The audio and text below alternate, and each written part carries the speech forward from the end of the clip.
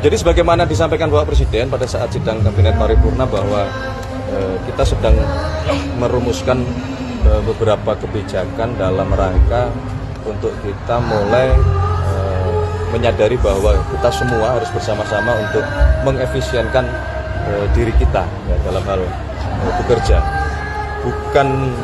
berarti ada masalah terhadap pasokan BBM sebagaimana yang terus kita sampaikan bahwa insya Allah pasokan BBM tidak ada masalah, pasokan BBM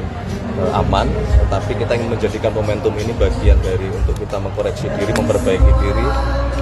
mengefisienkan diri, dan mungkin dalam waktu dekat rumusan kebijakan itu akan kita finalkan dan kita sampaikan kepada masyarakat. Berkenaan dengan yang tadi